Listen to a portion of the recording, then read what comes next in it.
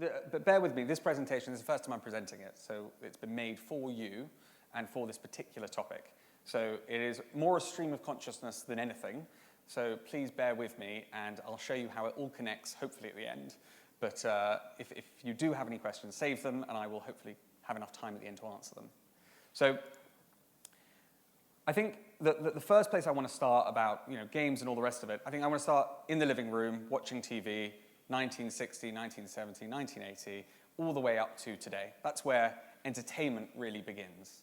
And when we think about the last 10 years of entertainment, there's been a transformation about how we consume content, really. We buy these subscription services, and we entertain ourselves.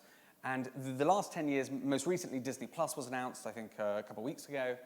That's really the kind of the end, the crescendo to what is the entertainment digital experience when it comes to regular television content that we pay a subscription fee. There's 50 services. BritBox is also coming out, and these are the fees we pay to be entertained. But along with the iPhone and the mobile phones that we all have now, there's been another transformation that's been taking place in the entertainment world. 32 million people in the UK play computer games. That's roughly half of all people. £3 billion was spent this year in the UK on computer games. It is the 5th largest industry in the world when it comes to games, the UK. And the gender split, a lot of people say boys like games, girls don't like games, all that crap. Sorry. We know it's 48% of women play games, 52% of men. So the assumption that this isn't for women is wrong. Now, as a market, and I always like looking at the consumer world because it reflects what we're going to experience in the workplace at some point, the market, the economy for games has dwarfed music and film. So people think, well, how much money is this all making? It is making so much, substantially more than TV, as we're used to it. It is dwarfing that industry.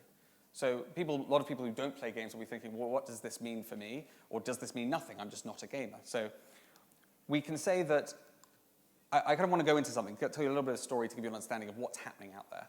So I think everyone knows about Fortnite. You've either had a sibling, a child, a niece, nephew, grandchild be playing Fortnite, and you've probably been hearing about the endless complaints that this stuff is the end of the world. Well, Fortnite isn't just a traditional game. Fortnite is a universe where people log in when they go home in the evening, and they connect with their friends, and they go on an adventure where they try and survive in a desolate place. If we've all read or watched The Hunger Game, Lord of the Flies-esque, where it's last man standing, or woman standing. But Fortnite's more than a game. Most recently, one of the largest music gigs in the world, was hosted in the universe that Fortnite presents. It was a gig, I can't remember who it was actually, I think it was Marshmello. It was a Marshmello concert. Millions of people attended in the virtual to participate in this Marshmello concert. So it's not just you go online and you play games and you fight people, but also you're rocking up to concerts in the game world. Now, this has not gone unnoticed by the big players who have been frustrated by the fact that Netflix and Disney Plus and all these other players have been coming in and stealing the eyeballs when we go home at night. Most recently, Google has released Stadia, which is their fight against Netflix. And what they're going to be doing is they're going to be saying, when you go home at night and you're going to regularly pick up your Fortnite remote, well, there are thousands of games we could be putting on people's hands. We know that they do that. So Google are creating their own subscription service to mean people pick up a remote control when they go home in the evenings to play games. Apple Arcade also came out with a similar narrative. The idea is this eyeball time is hugely valuable. How do we, when we go home at night, experience entertainment? And again, you may be thinking, well, what am I talking about and why is this all relevant? I'll come to it. So let's talk about entertainment. The games industry, Simon Cowell, you can say, knows how to make a music production. TV shows like CSI, they've been kind of codified to a point. But people generally think that games haven't been codified, that they're pieces of art, or a lot of people who play games might think they're a piece of art. But the truth is, there is a codification of the game mechanics and game design. And the very simple objective is to release the dopamine that says we need to do a task, and then provide us a reward of serotonin that says we've completed said task.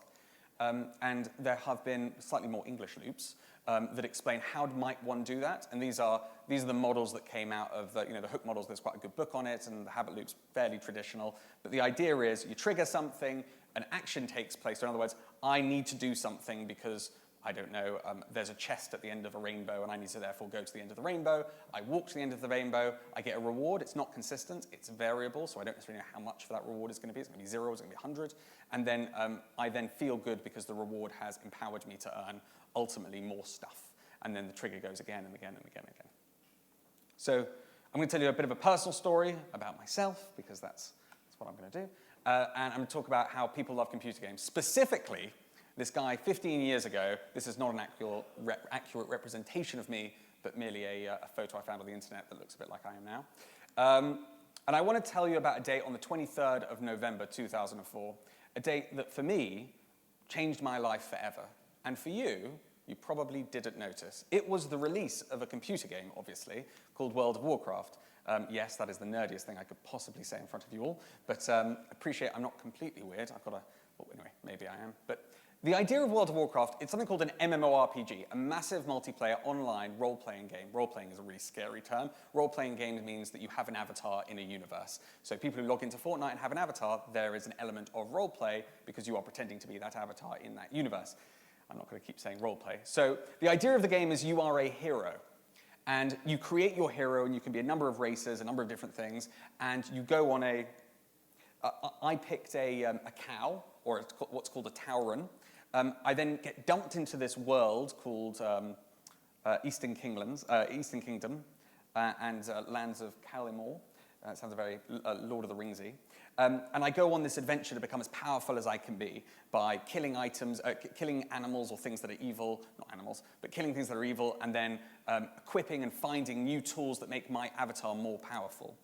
And one of the amazing things about these games is that I met this group of people, and we would go on these adventures together to do these things one couldn't do by themselves. You'd kind of team up with 40 random people from across the internet and go and defeat like a big scary boss called Ragnaros, and you would fail for months. You'd spend every evening going home and for 3 hours failing and failing and failing, and then eventually, after 3 very painful months and 40 people screaming at each other through a version of Skype on the internet, succeed.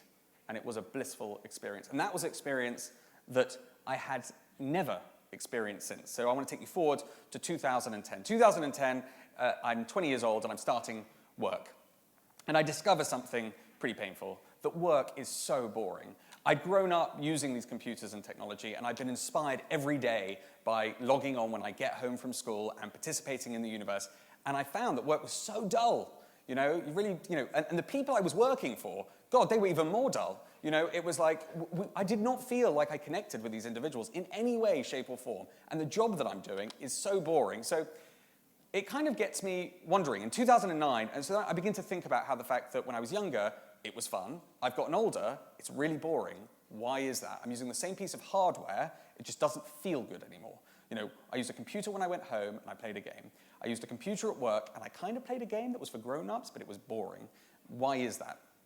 2019 comes about, and suddenly, the nerd that played Pokemon instead of playing football at primary school, that played World of Warcraft instead of, well, actually I did have a girlfriend, but instead of having a girlfriend for a long time, games became cool. Kids are doing these dances now that they're finding on a computer game. I was at an engagement party recently, and a child was, what was it called? Adam, what was that thing called that you told me about? Flossing. Yeah?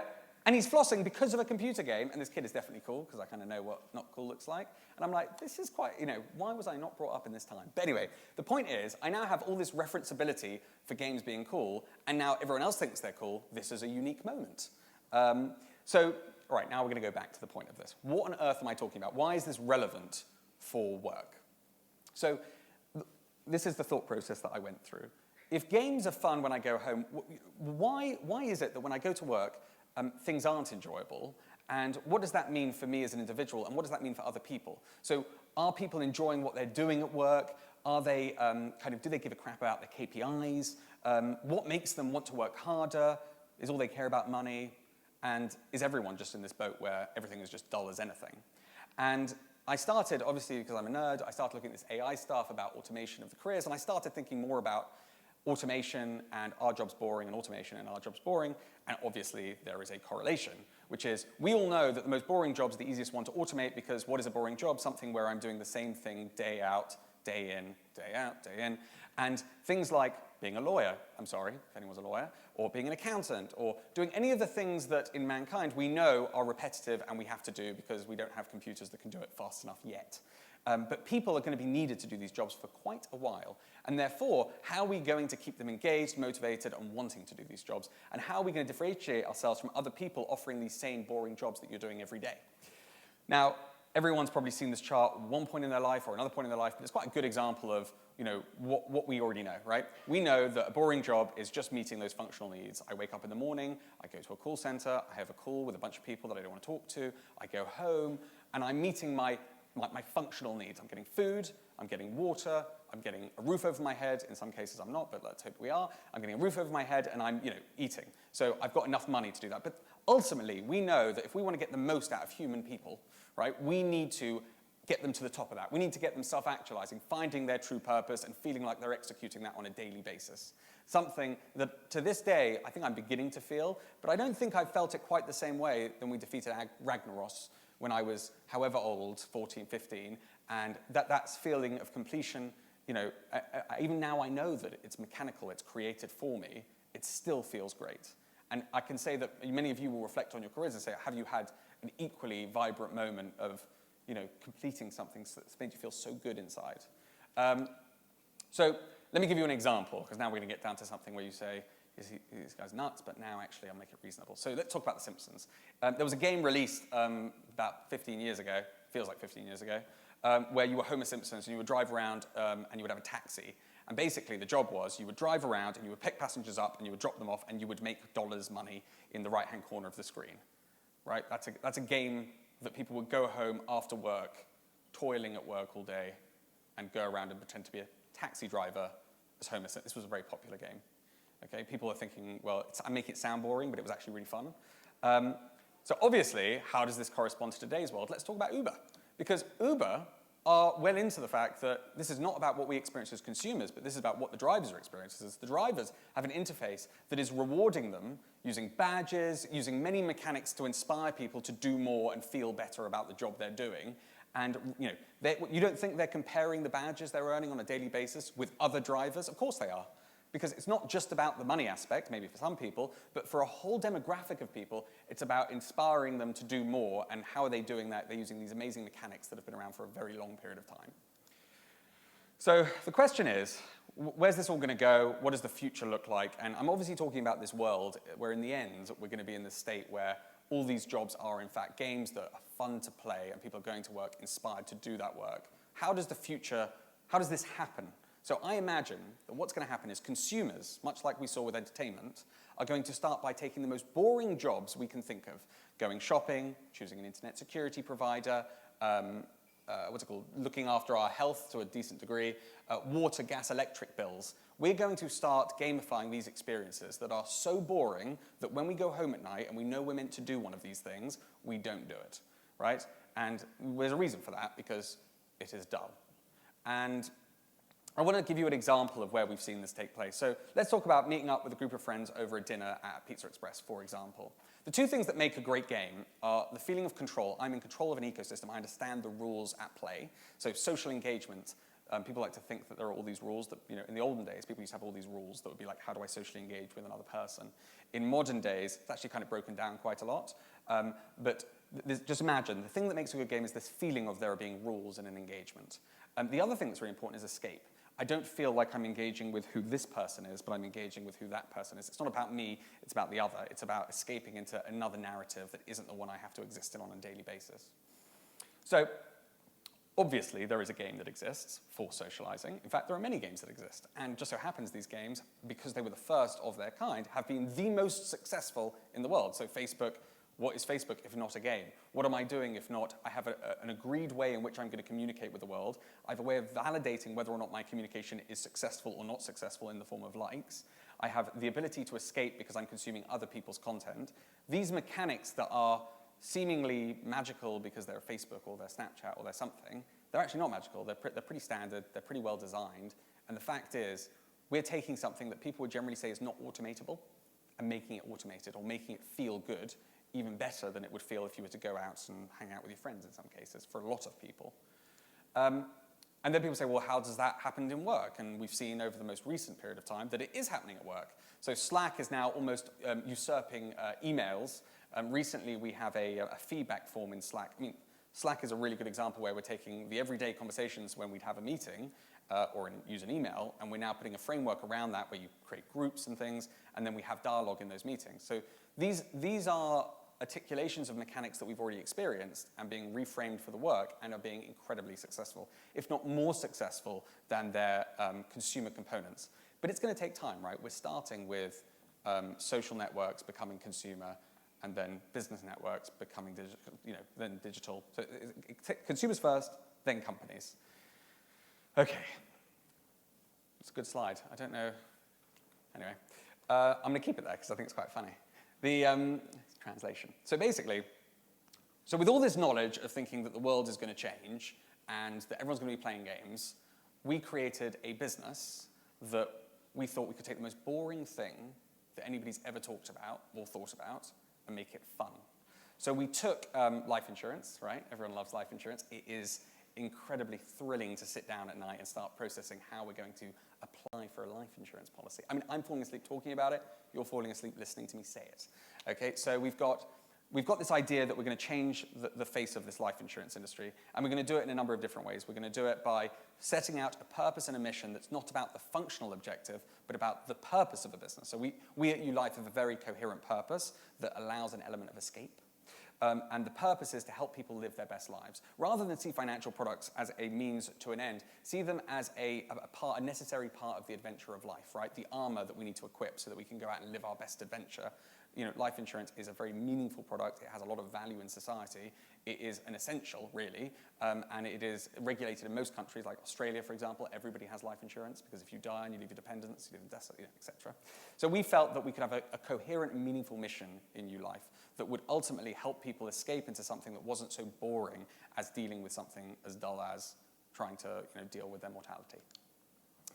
And we made a game of it, right? So we've made a game. It's been pretty successful. The premise of the game is every mile you walk, if you do mindfulness, if you do pretty much anything relating to bettering one's self-health, we reward you with stuff that you ultimately desire.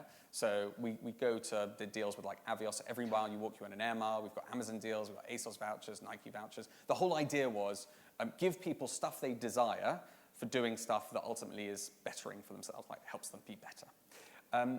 So the way, I mean, we've actually been testing, obviously, all these different mechanics and theories relating to how one creates a game that people want to use, and then we've been working to prove how they work, and we've got some nice data here around how do we know behavior is changing. There's an automatic timer on this, but anyway, the point being, taking a long walk in a challenge. These are all the challenges that people can do, and at the different times of day they do them, and they're ultimately doing them for the reward. So we're using this mechanic of, I do a task, I get rewarded, I validate the activity I've done, and I want to do it again because I've gotten more free stuff. And this is a win-win for the insurance industry because you're healthier, you live longer, and I am not having to pay out as much because you're not dying, because you are healthier. Everyone's happy. And the key thing here is we're doing something where everybody in this room's company generally offers something like life insurance, but nobody knows who the provider is or why they've got it. And most of the staff find it incredibly dull because they don't even care that they've got it. So by giving every member of staff, it's just like having a mind of its own. By giving every staff member an app where they're incentivized to be healthy, it's like this win-win mechanic where they feel like they've got value from a benefit that the company's already paying for, and then we kind of give them an app, and it's like, everyone likes it. Right, now I want to go next, it's not done. Anyway, people use it, they like it, it works. I have a minute left so I can answer questions, but yeah, that's a bit about us and about games.